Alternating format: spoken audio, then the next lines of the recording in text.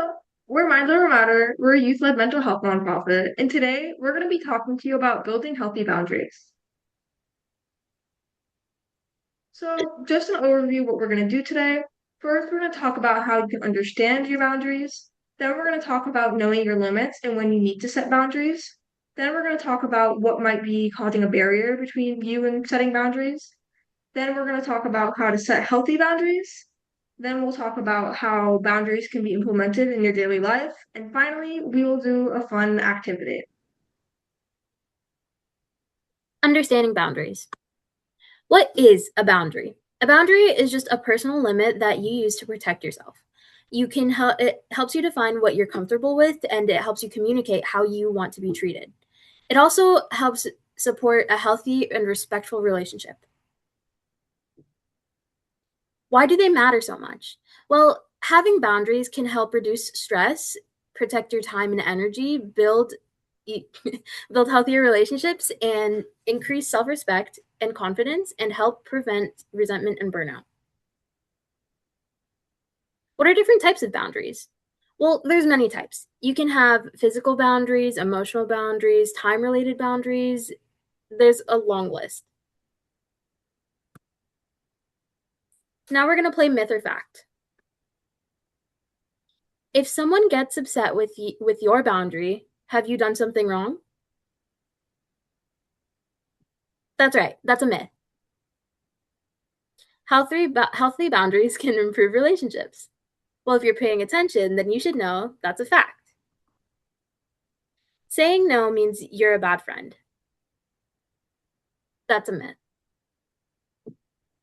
Boundaries are about controlling other people's behavior. That's also a myth. Now I'm going to get into how you can know your limits and know when you need to set a boundary. So, first, I'm going to discuss a little bit about some signs that you can recognize when your boundaries need attention.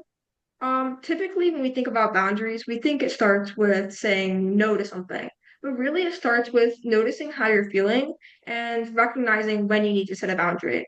So, one example of when you might need to set a boundary is if you find yourself saying yes to a lot of things, even if you want to say no.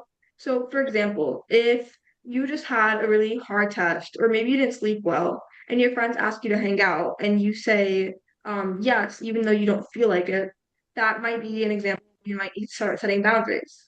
Another one would be feeling guilty for prioritizing yourself. So, like in that situation, if you feel guilty for saying no, that might be an example when you might need to start recognizing that you need to set some boundaries. Another example would be feeling overwhelmed by others' expectations. So, if you find that maybe you're volunteering for a organization and they start having you do like 8 hours of work a day, if you start feeling overwhelmed by that amount of work, that might be a sign that you need to set a boundary in that scenario.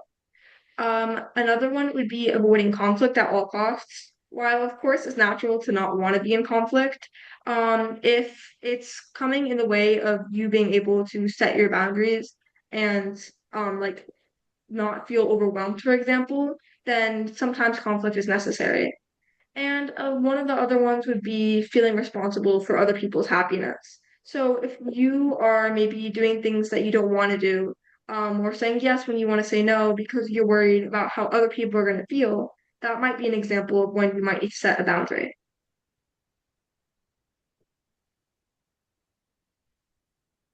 So here's some examples of some feelings, and I want you to think about what these feelings might be telling you about like what's going on and where boundaries might need to be put in place. Okay, so the first one is resentment. If you're feeling resentment towards someone or maybe towards an activity, even, that might be telling you that your needs aren't being respected. So that's a place where you would need to set a boundary. Another feeling would be burnout. So in that example with like working 8 hours a day, if you feel like, oh my God, I'm so stressed 24/7, you might be taking on too much. And so maybe you need to set a boundary with your workplace or maybe even a boundary with yourself. Another one would be anxiety. So if you're constantly feeling anxious about how others are going to feel in response to your actions, maybe you need to set some boundaries with them or with yourself. And another one would be guilt. So if you feel like guilty for putting yourself first, that might be an example of where a boundary needs to be set. So I want everyone to think a little bit about what feeling they experience the most when their boundaries aren't being respected. And take note of this. That way, in the future, when you feel this feeling, you know, wait, I need to set a boundary. Hi, I'm Taylor, and the next topic we're going to be talking about is what's getting in the way of you setting a healthy boundary for yourself. First, why is it so hard to set a boundary? Most people aren't taught how to set healthy boundaries. Everyone's boundaries are different. Your parents may have different comfortabilities than you, only you know yourself, and it's completely normal to feel that at first. So, ways that setting boundaries can be uncomfortable is first fear of disappointing others, worrying people will feel let down if you put your wishes before their own needs and their own wishes. Two is wanting everyone to like you. You want peace and smooth relationships, or you fear anger or rejection from others. Three is avoiding conflicts, hating tense moments or loud arguments that could arise if you're setting a boundary to someone. Four, feeling guilty. You blame yourself for people's bad moods. You think taking care of yourself is selfish, when in fact that's not the case. And five, not knowing what to say to establish those boundaries to other people. You freeze up in the moment, or you fear saying the wrong words. You lack simple phrases to set a clear limit to those other people. Boundaries often feel difficult because they challenge old habits and expectations. What's your biggest barrier to setting boundaries? So there's usually five parts or five sections to this. One, I don't want to hurt someone's feelings. Two, I'm afraid they'll be upset with me. Three, I feel guilty saying no. Four, I don't know what to say. And five, I want everyone to like me. Usually, one of those reasons is the reason you're not setting those healthy boundaries. Think of a my God. Think of a reflection yourself on what you think is your biggest obstacle to establishing those boundaries with other people. So, one reason boundaries feel difficult is because we spend so much time worrying about things outside of our control. Which side do you think people spend more time focusing on? What you can control or what others can control? So, you can't control how someone reacts, but we can control how respectfully and clearly we communicate about what we want. Many of the barriers we talked about involve worrying about someone else's reaction. And when setting boundaries, it's important to focus on your specific needs first instead of catering to what you think other people want. Boundaries and guilt. Guilt is one of the most common emotions people experience when they begin setting boundaries. Guilt isn't always a signal that you've made a bad decision. It can simply mean you're stepping out of your comfort zone. So, instead, it may mean you're doing something new. Stepping outside of your comfort zone triggers fear and doubt, which your brain can mistake for guilt. Two, you're breaking an old habit. Stopping a long standing routine, especially one that pleases others, can feel uncomfortable. Three, someone else's expectations are changing. Stepping back from a role you usually play makes you worry about letting people down, even if their demands are different. And four, you're choosing your own needs alongside someone else's. Putting your own health or time first alongside someone else's feels selfish only because you are used to putting yourself last. Imagine turning down plans because you're exhausted. You might feel guilty, but taking care of yourself isn't wrong. Well, now that you know what a boundary is, how do you set healthy boundaries? There's four really easy steps that you can use to help set a healthy boundary. Number one, recognize what you need. Understanding what you need is the first step in figuring out how to best help yourself. Number two, communicate it clearly. People can't read your mind. You need to tell them what you need. Number three, stay respectful. While a boundary is meant to help you, you also have to take into consideration the people around you. And number four, stay consistent. Assertive communication. A common mistake people make when they're trying to communicate is that they don't specify that this is what they need. Instead of apologizing for what you need, you can use I statements. If you're tired, you can say that you need time to recharge. or you're not available. You can say things like you're not comfortable with going out or you're not comfortable with discussing things, specific topics. Really, the point is to focus on yourself. Now let's play healthy versus unhealthy. I always say yes because I don't want anyone upset with me. Is that a healthy behavior or an unhealthy behavior? Unhealthy. Number 2, I tell my friends when I need alone time. Is that healthy or unhealthy? That's healthy. Number 3, I expect my friends to know when I'm upset without telling them. Is that healthy or unhealthy? That's unhealthy. You can't expect everyone to read your mind. And number 4, I turn my phone off while I'm studying. Is that healthy or unhealthy? That's healthy. That allows you time to focus on yourself. Okay. Now I want to talk a little bit about how boundaries might show up in your everyday life.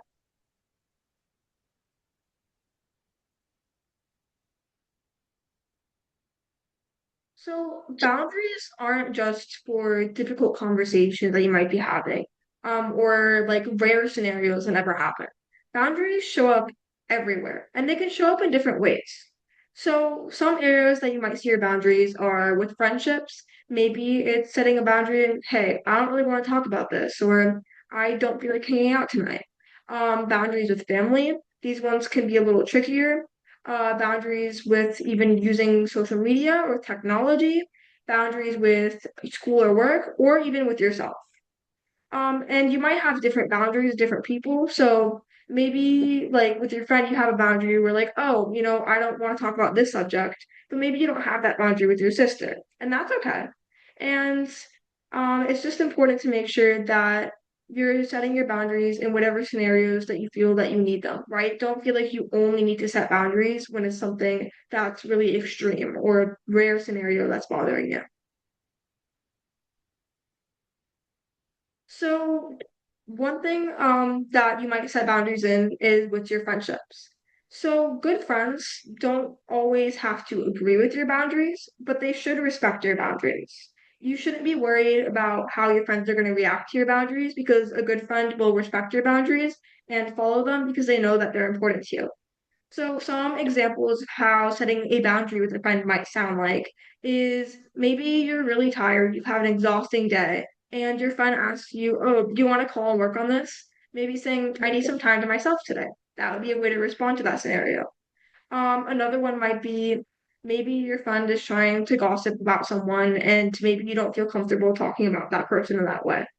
You can say that you're not comfortable with that, and that would be a way you can set a boundary. You could also, once again, maybe the weekend, you have like two tests on Monday. So telling your friends, sorry, I can't hang out this weekend, that's a way of setting a boundary. And it's important with that, like you don't feel guilt for setting that boundary because if you have a good friend, they'll understand. And another one might be maybe you just like maybe it could be something as small as the SATs, and your friend's like, oh, what score did you get on the SAT? If you find yourself like stressing over that and you don't feel comfortable sharing with that, don't. Just tell your friend you don't feel comfortable with that. And keep in mind that let's say like it's one of the ones where like you're saying, oh, I can't hang out today. Saying no to one invitation doesn't mean like saying no to the friendship. Your friend is going to understand that you have stuff going on and they're going to give you that break and they're going to respect your boundary in that scenario if they're a good friend. So now I'm going to talk about setting boundaries with family members. So these can be a little trickier, especially as a teenager, because obviously we're not completely independent from our family, and so it might be harder to set boundaries with them. And some examples of boundaries you may want to set with your family is asking for privacy, asking maybe your brother, your sister, your parents to communicate a little more respectfully, maybe asking them to give you some personal space or some personal time, or even just saying like maybe you're having a difficult conversation with your parents, being like, hey, I'm gonna take a step away from this. Let me have a few moments to myself, and then going back to that conversation when you feel ready. Just because you're setting a boundary with your parent or a caregiver doesn't mean you're disrespecting them. It means that you're communicating your needs in a respectful way when it's possible, and they should hopefully acknowledge that. And so it's important to focus on what you can control. So let's say you're really stressed about something that's happening with you and your family, you can say, hey, I want to take a break from this. That's something you can control, trying to respectfully communicate your boundaries. But don't focus too much on their reaction to you setting those boundaries because that's not something that you can control. So now I'm just gonna go over a little bit about setting boundaries with technology. In this era, technology is something that we all use. Many of us have social media, and sometimes, I don't know about you, but we find ourselves like getting distracted. Maybe we're doing work and we pick up our phone just to check one thing, and then you find yourself like scrolling on TikTok for 2 hours. And so it's important to set boundaries, digital boundaries, like being like, okay, on days I have school, I'm only going to limit my screen time to this amount of time. Or maybe I like find myself feeling bad after using this app, so I'm not going to use this app as much. So I want you to think about like which of these are healthy digital boundaries. So just take a second, reflect on that. Okay. So the ones that I would say are healthy is muting notifications while studying, because in that scenario, you're recognizing a time where you need to set a boundary, and then you're setting it by muting your notifications. Taking breaks from social media might be another one.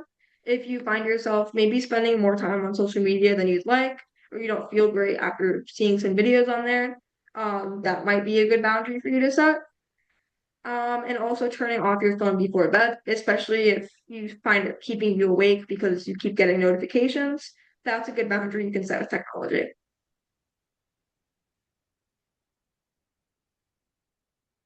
Okay. Now I'm going to talk about setting boundaries with your school and your work as well as yourself.